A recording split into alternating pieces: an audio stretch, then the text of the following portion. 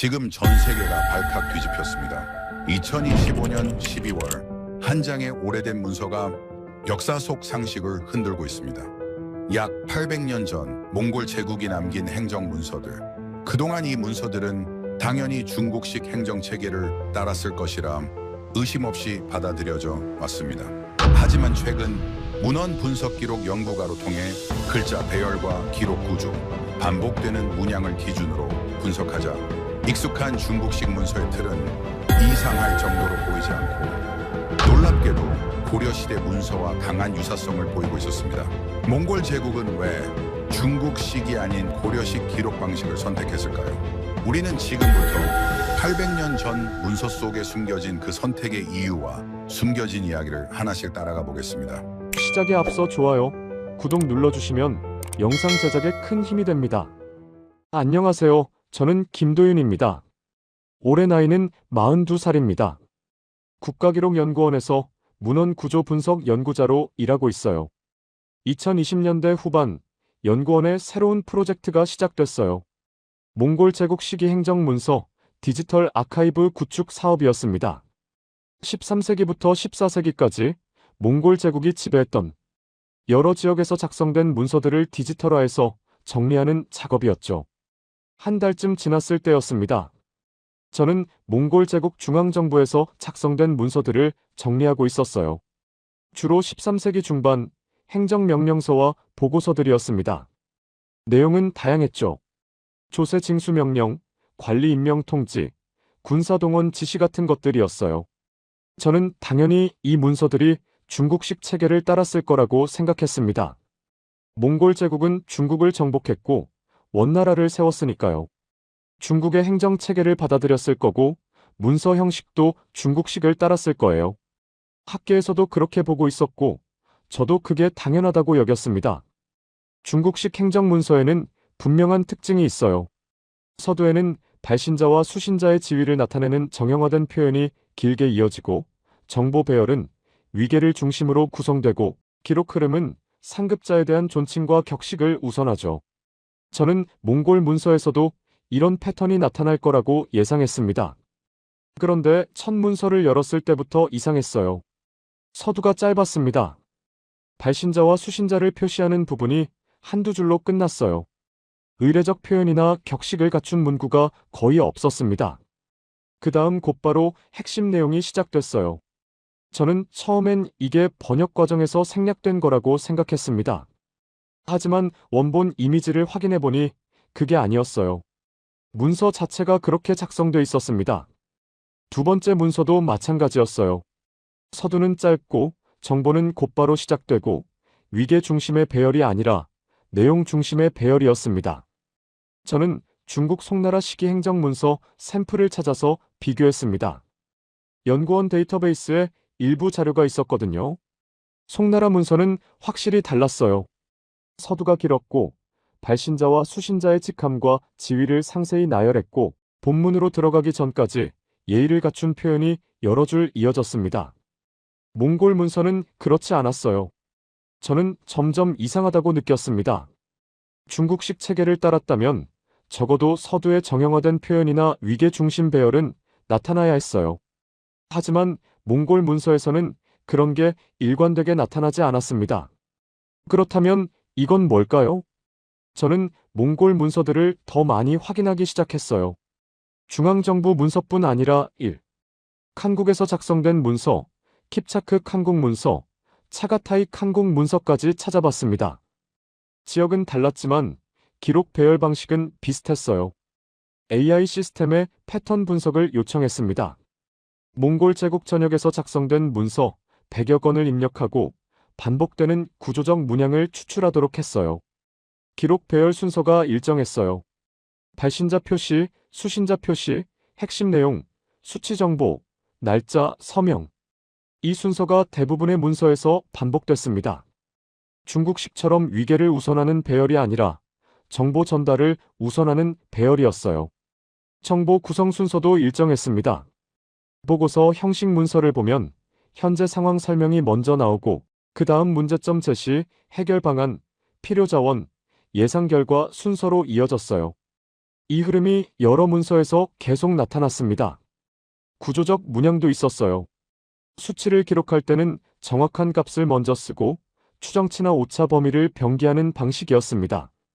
1200석, 오차 200석 이내, 3500명, 추가 동원 가능 500명. 이런 식이었죠. 이 패턴이 지역과 상관없이 반복됐어요. 중앙아시아에서 작성된 문서나 중동에서 작성된 문서나 동유럽에서 작성된 문서나 모두 같은 배열, 순서와 정보 구성을 가지고 있었습니다. 저는 이게 우연이라고 생각하지 않았어요. 너무 일관적이었습니다. 단순한 변형이나 지역적 차이로 보기엔 반복이 너무 정확했어요. 누군가 이 구조를 만들었을 겁니다. 그리고 그게 제국 전역에 퍼진 거였죠. 하지만 누가, 언제, 어디서? 저는 답을 알 수 없었어요. 중국식이 아니라는 건 확인했지만 그렇다고 다른 출처를 찾은 건 아니었습니다. 저는 다른 가능성을 생각해 봤어요. 혹시 중앙아시아 어딘가에서 온 형식일까요? 아니면 몽골 자체적으로 개발한 걸까요? 중앙아시아 지역 문서도 찾아봤습니다. 셀주크 투르크와 호라즘 왕조 시기 행정 문서였어요. 역시 달랐습니다. 형식보다 내용 중심이었고 정해진 배열 순서도 없었고 구조적 반복도 명확하지 않았어요. 그렇다면 대체 이 구조는 어디서 온 걸까요? 저는 모니터 앞에서 한참을 멍하니 앉아 있었습니다. 데이터는 명확했어요. 몽골 문서는 중국식 체계를 따르지 않았고 대신 독특한 기록 배열과 정보 구성 순서를 가지고 있었고 그 구조가 제국 전역에서 반복됐습니다. 하지만 출처는 알 수 없었어요. 그날 오후 저는 문득 생각했습니다. 동시기에 한반도에서는 어떤 문서가 작성되고 있었을까? 고려시대 행정문서요. 저는 연구원 데이터베이스를 검색했어요. 고려 문서는 제 전공 범위였기 때문에 비교적 많은 샘플이 있었습니다. 12세기부터 13세기까지 작성된 행정명령서와 보고서들이었죠. 저는 그중 몇 건을 열어서 구조를 확인했습니다. 그리고 멈췄어요.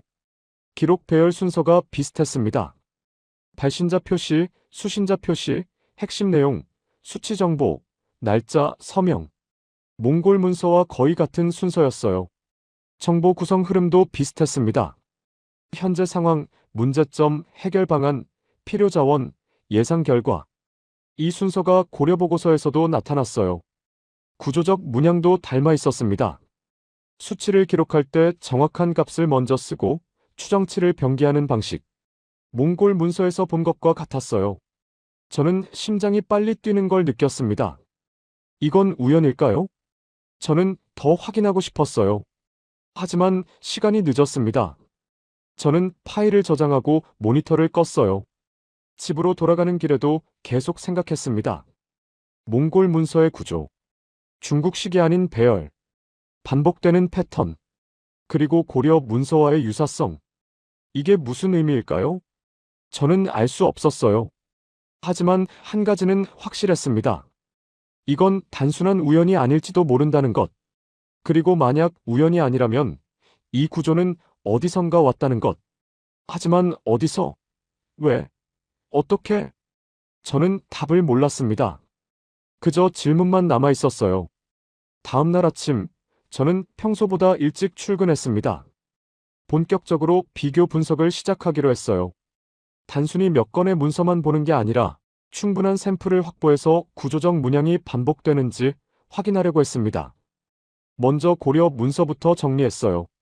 12세기 초반부터 13세기 후반까지 약 150년 동안 작성된 행정명령서와 보고서를 추출했습니다. 총 80여 건이었죠. 저는 그 문서들을 AI 시스템에 입력하고 구조 분석을 요청했습니다. 시스템이 데이터를 처리하는 동안 저는 커피를 마셨어요. 창밖을 보니 해가 막 떠오르고 있었습니다. 결과가 나왔습니다. 고려 문서는 시기에 관계없이 일관된 구조를 가지고 있었어요.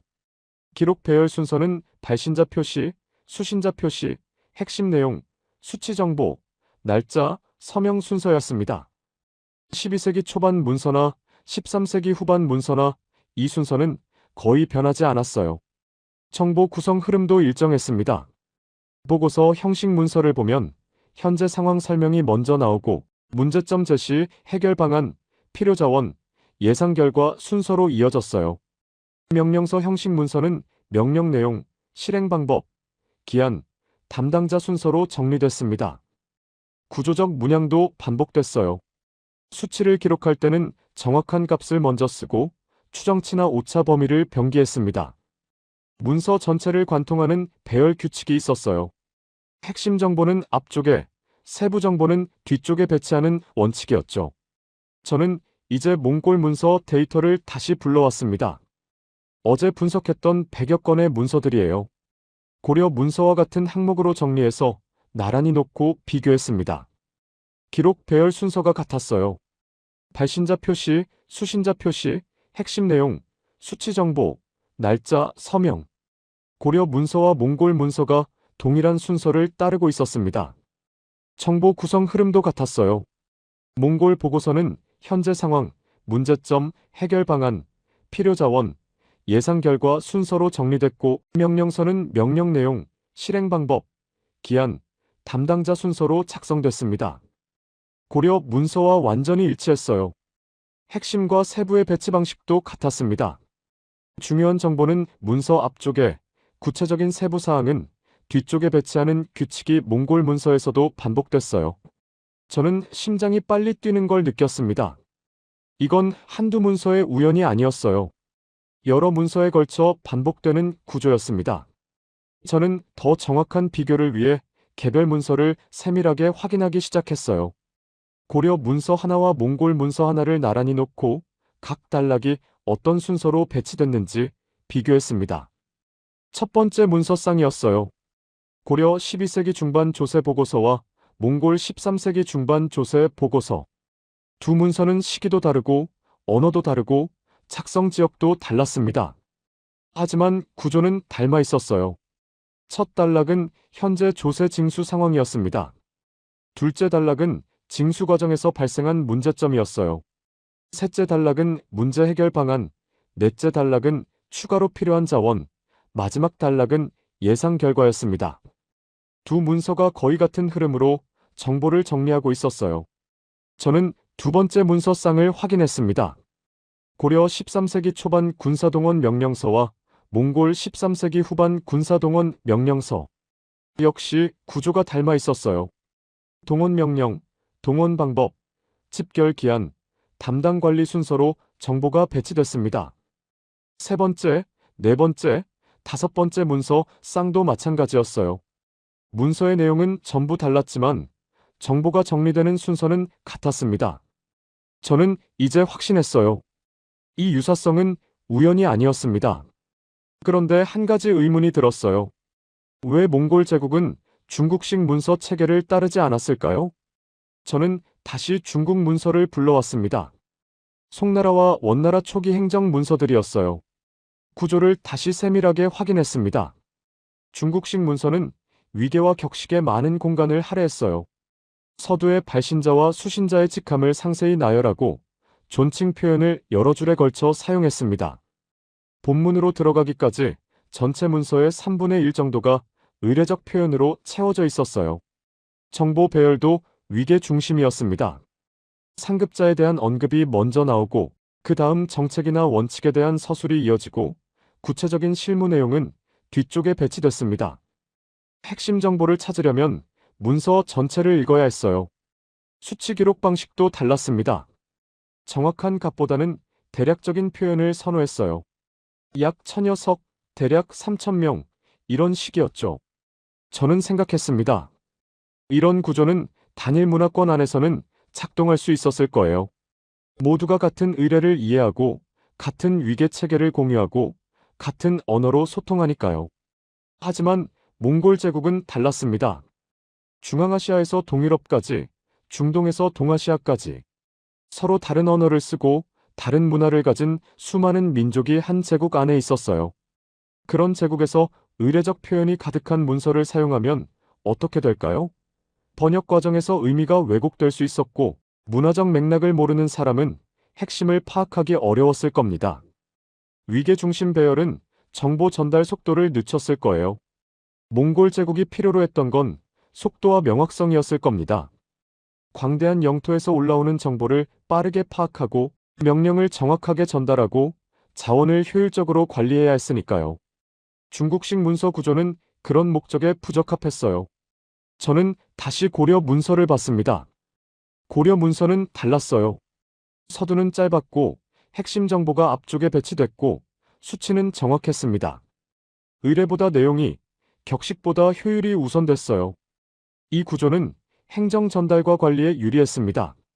문서를 받은 사람은 첫 몇 줄만 읽어도 핵심을 파악할 수 있었고 정보 구성 순서가 일정하니 처리 과정이 빠르고 정확했어요. 수치를 명확히 기록하는 방식은 자원 관리에 효과적이었습니다. 그리고 이 구조는 문화나 언어를 초월할 수 있었어요. 의례적 표현이 최소화돼 있으니 번역이 쉬웠고 정보 배열이 논리적이니 누구나 이해할 수 있었습니다. 몽골 제국이 필요로 했던 건 바로 이런 구조였을 겁니다. 저는 하지만 이걸 어떻게 설명해야 할까요? 단순한 영향이나 모방이라는 말로 충분할까요? 저는 고개를 저었어요. 영향이나 모방이라면 부분적인 유사성으로 나타날 겁니다. 어떤 부분은 닮고 어떤 부분은 다르고 그런 식이죠. 하지만 지금 제가 보는 건 그런 게 아니었어요. 기록 배열, 정보 구성, 핵심과 세부의 배치, 문서 전체를 관통하는 규칙, 이 모든 게 일치했습니다. 단순한 영향으로 설명하기엔 너무 체계적이었어요. 저는 역사 기록을 찾아봤습니다. 13세기 초반 몽골이 고려를 침략했을 때 많은 고려 사람이 몽골로 끌려갔어요. 포로로 잡혀간 사람도 있었고 자발적으로 간 사람도 있었습니다. 그 중에는 관리와 실무자도 포함되어 있었을 겁니다. 문서 작성을 담당하던 사람들이요. 만약 그들이 몽골 제국에서 행정 업무를 담당했다면요. 만약 그들이 자신들이 익숙한 방식대로 문서를 작성했다면요. 만약 그 방식이 제국의 필요에 정확히 맞아떨어졌다면요. 가능성은 있었습니다. 하지만 증거는 없었어요. 이름도 기록도 남아있지 않았으니까요. 저는 다시 데이터로 돌아왔습니다. 자료는 명확했어요. 고려 문서와 몽골 문서의 구조가 여러 문서에 걸쳐 반복적으로 닮아있다는 것. 중국식 문서는 제국 전체 운영에 부적합했다는 것. 고려식 구조는 효율적이었다는 것. 이건 사실이었습니다. 하지만 왜 그런지, 어떻게 된 건지 저는 단정할 수 없었어요. 저는 파일을 저장했습니다.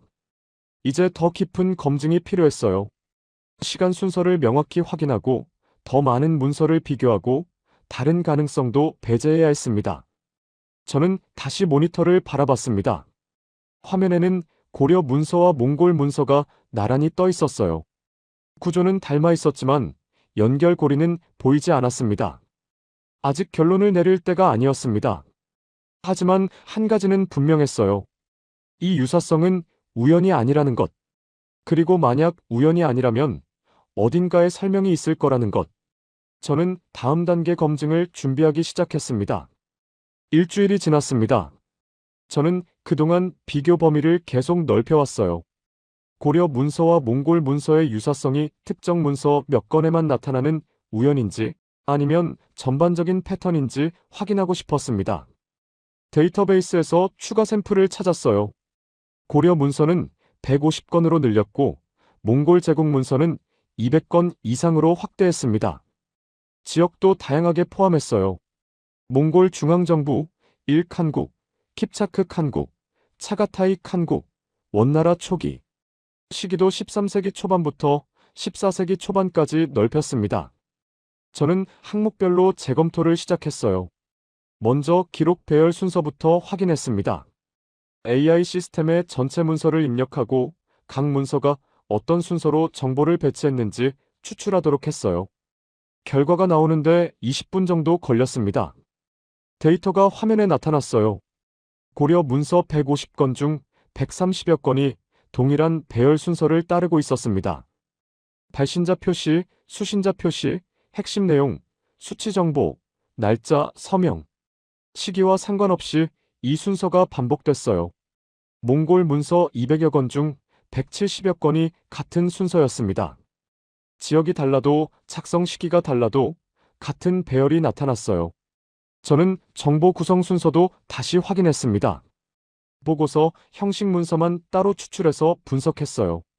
고려 보고서는 현재 상황, 문제점, 해결 방안, 필요 자원, 예상 결과 순서로 구성됐습니다. 몽골 보고서도 똑같았어요. 중앙아시아에서 작성된 문서나 중동에서 작성된 문서나 모두 같은 흐름을 따랐습니다. 명령서 형식 문서도 확인했어요. 고려 명령서는 명령 내용, 실행 방법, 기한, 담당자 순서였습니다. 몽골 명령서도 동일했어요. 저는 구조적 문양도 재검토했습니다. 수치 기록 방식, 핵심과 세부의 배치, 문서, 압축 규칙. 모든 항목에서 유사성이 나타났어요. 이건 한두 문서의 문제가 아니었습니다. 여러 시기와 지역의 문서 전반에서 같은 구조가 반복되고 있었어요. 저는 숨이 막혔습니다. 이 정도 일치는 우연으로 설명할 수 없었어요. 그렇다면 기존 설명들은 어떨까요? 저는 먼저 중국식 문서 영향서를 다시 검토했습니다. 학계에서는 몽골 제국이 중국의 행정 체계를 받아들였고 문서 형식도 중국식을 따랐을 거라고 보고 있었어요. 하지만 제가 확인한 바로는 그렇지 않았습니다. 중국식 문서는 서두가 길고 위계 중심 배열이고 의례적 표현이 많았어요. 몽골 문서는 정반대였습니다. 중국식 영향설은 충분하지 않았어요. 그렇다면 몽골 고유 행정 양식설은 어떨까요? 혹시 몽골이 스스로 새로운 문서 체계를 개발한 건 아닐까요? 저는 몽골 제국 초기 문서를 찾아봤습니다. 칭기즈칸 시기 13세기 초반 문서들이었어요. 이 시기 문서는 형식이 일정하지 않았습니다. 어떤 건 길고 어떤 건 짧고 배열 순서도 제각각이었어요. 일관된 구조가 나타나기 시작한 건 13세기 중반부터였습니다. 고려 침략 이후였어요. 몽골 고유 양식설도 시간 순서와 맞지 않았습니다. 그렇다면 단순한 지역적 변형설은 어떨까요? 각 지역이 자기 방식대로 문서를 작성하다가 우연히 비슷해진 건 아닐까요? 저는 지역별 문서를 비교했어요. 중앙아시아, 중동, 동유럽, 동아시아. 모든 지역의 문서가 거의 같은 구조를 가지고 있었습니다. 단순한 변형이나 우연으로 보기엔 일치도가 너무 높았어요. 지역적 변형설도 설명력이 부족했습니다. 저는 모니터 앞에서 한참을 멍하니 앉아 있었어요. 기존 설명들이 모두 흔들리고 있었습니다. 그렇다면 남은 가능성은 하나였어요. 고려 문서 구조가 몽골 제국으로 전달됐다는 것. 하지만 이 해석은 기존 역사 이해를 흔들 수 있었습니다. 몽골 제국은 세계를 정복한 거대한 제국이었고 고려는 그 제국에 복속된 작은 나라였어요. 작은 나라의 행정 방식이 거대한 제국 전체에 퍼졌다는 주장은 기존 역사 서술과 맞지 않았습니다. 저는 불안했어요. 이 분석이 맞다면 역사를 다시 봐야 할 수도 있었습니다. 하지만 틀렸다면 제가 중대한 오류를 범한 거였어요. 저는 다시 한번 검증하기로 했습니다. 혹시 제가 놓친 다른 설명이 있을지도 몰랐으니까요. 중앙아시아 지역 문서를 더 찾아봤어요. 몽골 제국 이전 시기 문서들이었습니다. 셀주크 투르크, 호라즘 왕조, 카라키타이. 역시 몽골 문서와는 달랐어요. 형식이 일정하지 않았고 구조적 반복도 명확하지 않았습니다. 일본 중세 문서도 다시 확인했습니다. 가마쿠라, 막부와 무로마치 막부 시기 행정 문서. 역시 달랐어요. 배열 순서도 다르고 정보 구성도 다르고 구조적 문양도 달랐습니다. 저는 다른 동아시아 국가의 문서도 찾아봤어요. 베트남 대월국, 태국 수코타이 왕조. 모두 몽골 문서와는 다른 구조를 가지고 있었습니다. 고려 문서만 닮아 있었어요. 저는 시간 순서를 다시 정리했습니다. 고려 문서는 12세기 초반부터 일관된 구조를 가지고 있었어요. 몽골 제국 문서는 13세기 중반부터 같은 구조를 보였습니다. 고려가 먼저였습니다. 저는 역사 기록도 다시 읽어봤어요. 13세기 초반 몽골이 고려를 침략했을 때 수많은 고려 사람이 몽골로 끌려갔습니다. 공식 기록에는 수만 명이라고 나와 있었어요. 그 중에는 관리도 있었고 실무자도 있었고 기술자도 있었습니다. 문서 작성을 담당하던 사람들도 포함되어 있었을 겁니다. 만약 그들이 몽골 제국에서 행정 업무를 맡았다면요? 만약 그들이 자신들이 익숙한 방식으로 문서를 작성했다면요? 만약 그 방식이 효율적이어서 제국 전역으로 퍼졌다면요? 논리적으로는 가능했습니다. 하지만 증거는 구조적 유사성뿐이었어요. 누가 어떤 역할을 했는지 구체적인 이름이나 기록은 없었습니다. 저는 판단을 내릴 수 없었어요. 그날 오후, 저는 팀장님을 찾아갔습니다. 팀장님, 잠깐 말씀드릴 게 있습니다. 팀장님은 고개를 들었어요. 무슨 일이에요? 저는 제가 발견한 내용을 간단히 설명했습니다. 몽골 문서와 고려 문서의 구조적 유사성, 기존 설명들의 한계, 남은 가능성. 팀장님은 한참 동안 생각하시더니 조용히 말씀하셨어요. 도윤 씨, 이건 조심해야 할 주제예요. 결론을 서두르면 안 됩니다. 저는 고개를 끄덕였습니다. 알고 있습니다. 그래서 더 검증이 필요할 것 같습니다. 팀장님은 잠시 망설이시더니 말씀하셨어요. 일단 지금까지 작업한 내용을 정리해 두세요. 하지만 논문으로 쓰기 전에 다른 전문가들의 의견도 들어보는 게 좋겠어요. 저는 팀장님 방을 나왔습니다. 저는 분석실로 돌아와서 파일을 열었어요. 지난 몇 주 동안 모은 데이터가 화면에 나타났습니다.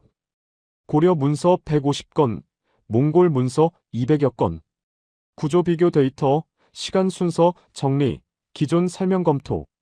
모든 자료가 같은 방향을 가리키고 있었어요. 고려 문서와 몽골 문서의 구조적 일치. 시간 순서상 고려가 먼저. 다른 설명의 부족함. 하지만 저는 결론을 내릴 수 없었습니다. 이건 너무 큰 주제였어요. 역사 해석의 틀을 바꿀 수 있는 주장이었습니다. 그만큼 신중해야 했어요. 그만큼 위험했습니다. 저는 파일을 저장하고 모니터를 껐어요. 집으로 돌아가는 길에도 계속 생각했습니다. 구조의 일치, 시간 순서, 설명의 부재. 이게 무슨 의미일까요?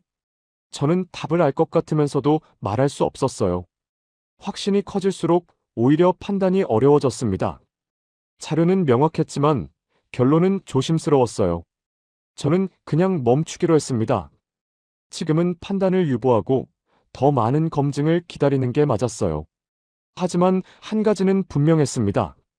이건 우연이 아니라는 것. 그리고 만약 우연이 아니라면 우리가 알지 못했던 무언가가 있다는 것. 저는 답을 몰랐습니다. 그저 침묵만 남아 있었어요. 저는 다시 처음부터 확인하기로 했습니다. 지난 몇 주 동안 모은 모든 데이터를 정리하고 분석 과정을 차근차근 점검했어요. 혹시 제가 놓친 오류가 있을지도 몰랐고 다른 해석 가능성이 있을지도 몰랐으니까요. 고려 문서 150건, 몽골 제국 문서 210건, 총 360건의 문서를 다시 검토했습니다. 기록 배열 순서, 정보 구성 흐름, 핵심과 세부의 배치, 수치 기록 방식, 문서 압축 규칙, 모든 항목을 하나씩 재확인했어요. 결과는 같았습니다. 고려 문서와 몽골 제국 문서는 구조적으로 일치했어요. 시기가 다르고 지역이 다르고 언어가 달랐지만 구조는 같았습니다. 저는 시간 순서를 명확히 정리했습니다. 고려 문서는 12세기 초반부터 일관된 구조를 보였어요. 몽골 제국 문서는 13세기 중반부터 같은 구조를 따랐습니다. 고려가 먼저였습니다. 저는 다른 설명 가능성도 다시 검토했어요. 중국식 문서 영향설, 몽골 고유 양식설, 지역적 변형설. 모두 자료와 맞지 않았습니다. 이 유사성을 우연이나 단순한 영향관계로 설명하기는 어려웠어요. 너무 체계적이었고, 너무 광범위했고, 너무 정확했습니다. 저는 이제 판단을 정리할 수 있었습니다. 고려 문서 구조가 몽골 제국 행정 체계로 전달됐을 가능성이 높았어요. 확정은 아니었습니다. 하지만 자료가 가리키는 방향은 명확했습니다. 저는 생각했어요. 왜 이런 일이 가능했을까? 몽골 제국은 전쟁으로 세워졌습니다. 칭기즈칸과 그의 후계자들은 세계를 정복했어요. 중앙아시아, 중동, 동유럽, 동아시아. 인류 역사상 가장 넓은 영토를 지배했습니다. 하지만 제국은 전쟁만으로 유지되지 않아요. 정복 이후에는 통치가 필요했습니다. 정보를 모으고 명령을 전달하고 자원을 관리하고 세금을 징수하고 관리를 임명해야 했어요. 그러려면 행정체계가 필요했습니다. 효율적이고 정확하고 광범위하게 작동할 수 있는 시스템이요. 몽골은 그 시스템을 어디서 얻었을까요? 역사 기록에는 전쟁과 정복만 나와 있어요. 누가 승리했고 누가 복속했고 어떤 조약이 맺어졌는지. 하지만 행정 시스템을 누가 설계했는지, 문서 체계를 누가 만들었는지는 기록되지 않았습니다. 저는 자료를 보며 생각했습니다. 13세기 초반 몽골이 고려를 침략했을 때 수많은 고려 사람이 몽골로 끌려갔어요. 공식 기록에는 수만 명이라고 나와 있었습니다. 그 중에는 농민도 있었고 장인도 있었고 관리도 있었습니다. 문서 작성과 행정 업무를 담당하던 실무자들도 포함되어 있었을 거예요. 만약 그들이 몽골 제국에서 행정 업무를 맡았다면요? 만약 그들이 자신들이 익숙한 방식으로 문서를 작성하고 정보를 정리하고 체계를 운영했다면요? 그 방식이 효율적이었다면 제국 전역으로 퍼졌을 겁니다. 중앙정부에서 지방으로, 한 지역에서 다른 지역으로. 조용히 하지만 확실하게. 고려는 정치적으로 몽골에 복속된 나라였어요. 왕은 몽골 공주와 결혼했고 정치적 결정은 몽골의 영향을 받았습니다. 역사 기록에는 고려가 굴복한 나라로 나와 있어요. 하지만 행정체계는 달랐을 수 있습니다. 고려 사람들이 몽골 제국 안에서 문서를 작성하고 정보를 정리하고 시스템을 운영했다면요? 고려의 기록 방식이 제국의 운영 구조가 됐다면요? 이름으로는 몽골 제국이었지만 방식은 고려식이었을 수 있었습니다. 저는 이걸 확정할 수는 없었어요. 구체적인 이름이나 기록은 없었으니까요. 누가 어떤 역할을 했는지, 어떤 과정으로 퍼졌는지 명확한 증거는 없었습니다. 하지만 구조는 남아 있었어요. 문서 배열, 정보 구성, 기록 방식, 그 모든 게 여전히 자료 안에 있었습니다. 저는 생각했습니다. 역사는 사건과 인물을 중심으로 기억돼요. 누가 전쟁에서 이겼고, 누가 왕이 됐고, 어떤 조약이 맺어졌는지. 그런 것들이 역사책에 기록됩니다. 하지만 시스템은 다릅니다. 시스템은 조용히 작동해요. 매일 작성되는 문서, 반복되는 업무, 보이지 않는 규칙. 그런 건 기록되지 않았습니다. 몽골 제국을 유지한 건 전쟁만이 아니었어요. 제국을 운영한 건 행정이었습니다. 매일 올라오는 보고서, 전달되는 명령, 관리되는 자원. 그런 것들이 제국을 움직였어요. 그리고 그 방식은 고려에서 왔을 가능성이 높았습니다. 저는 파일을 저장했습니다. 이 연구를 논문으로 쓸지, 어떻게 발표할지는 아직 결정하지 못했어요. 조심스러운 주제였고, 더 많은 검증이 필요했습니다. 하지만 자료는 명확했어요. 고려 문서와 몽골 제국 문서의 구조적 일치. 시간 순서상 고려가 먼저. 다른 설명의 부족함. 이것은 사실이었습니다. 며칠 후, 저는 팀장님께 최종 보고를 드렸습니다. 팀장님, 분석을 정리했습니다. 팀장님은 제가 준비한 자료를 보셨어요. 구조 비교표, 시간 순서, 정리, 통계 데이터. 모든 것을 차근차근 설명드렸습니다. 팀장님은 한참 동안 자료를 보시더니 조용히 말씀하셨어요. 흥미롭네요. 이 정도면 학술적으로 의미 있는 발견이에요. 천천히 논문으로 준비해보세요. 저는 고개를 숙였습니다. 그날 밤, 저는 다시 문서를 열어봤어요. 고려 문서와 몽골 문서. 서로 다른 시기, 다른 지역, 다른 언어로 작성된 문서들. 하지만 구조는 같았습니다. 저는 생각했어요. 누군가 이 구조를 만들었을 겁니다. 고려의 어느 관리, 어느 실무자가 효율적인 기록 방식을 고안했을 거예요. 그리고 그 방식은 조용히 퍼져나갔습니다. 전쟁 포로로 끌려간 사람들을 통해 몽골 제국의 행정체계 안으로 스며들었어요. 정치적 이름은 사라졌지만 기록 방식은 살아남았습니다. 13세기 중반 몽골 제국은 세계를 지배했어요. 그 과정에서 수많은 문서가 작성됐고 정보가 정리됐고 명령이 전달됐습니다.